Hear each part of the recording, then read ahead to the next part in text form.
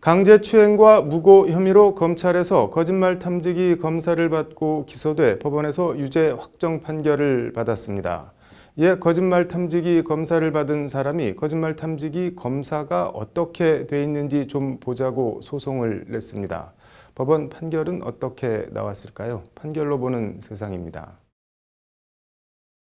흔히 거짓말 탐지기라고 하는데 정확한 용어는 심리, 생리 검사라고 합니다. A씨는 2016년 서울 북부지검에서 강제추행 등 혐의로 수사를 받으며 이 거짓말 탐지기 검사를 받았습니다. 검사 결과는 대검 과학수사관들이 검증해 주임 검사에게 넘겼습니다. 이후 재판에 넘겨진 A씨는 2018년 11월 징역 8개월에 집행유예 2년형이 확정됐습니다.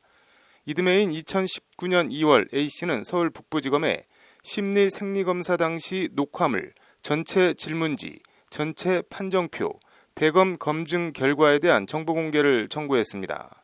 한마디로 거짓말 탐지기 결과가 어떻게 돼 있는지 한번 보자는 취지의 청구입니다. 검찰은 하지만 A씨가 요청한 정보가 비공개 정보에 해당한다며 공개를 거부했고 A씨는 이에 불복해 행정소송을 냈습니다. 재판에서 A씨는 이미 유죄 판결이 확정된 상태여서 정보가 공개되더라도 수사에 영향을 미치는 등 수사기관의 직무 수행을 곤란하게 하지 않는다고 주장했습니다. 1심 재판부인 서울행정법원 행정5부 박양준 부장판사는 하지만 A씨가 서울 북부지검장을 상대로 낸 정보공개 거부 처분 취소 소송에서 원고 패소로 판결했다고 오늘 밝혔습니다.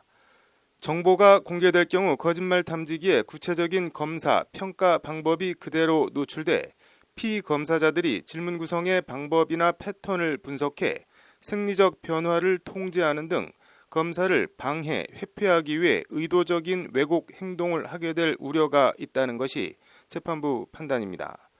쉽게 말해 검찰 거짓말 탐지기 조사 기법이 유출돼 이를 악용할 경우 검사 결과의 신뢰성을 담보할 수 없게 되는 만큼 비공개가 적법하다는 취지의 판결입니다. 변호사들에 물어보니 거짓말 탐지기 검사 결과는 재판에서 참고나 정황 증거 정도로만 쓰이지 유죄 인정에 직접 증거가 되지는 못한다는 것이 대법원 판례라고 합니다. 또 왕왕 피의자나 피고인들이 자기는 죄가 없다, 억울하다며 먼저 거짓말 탐지기 검사를 요구하는 경우도 있지만 같은 취지로 이 경우에도 검사 결과가 유무죄 판단을 좌우하는 건 아닙니다. 궁금한 건 A씨가 본인 말대로 이미 강제추행 등 유죄 판결을 확정받은 마당에 거짓말 탐지기 검사 결과 공개를 요청한 게 자기는 무죄인데 정말 억울해서 도대체 결과가 어떻게 나온 건지 확인해보고 싶어서인지 아님 검찰이 어떻게 해서 알았지 하는 단순 호기심인지 궁금합니다. 어느 경우든 공개는 불가하다 하니 거짓말 탐지기 검사를 받는 일 자체가 없게 사는 게 최선인 것 같습니다. 판결로 보는 세상입니다.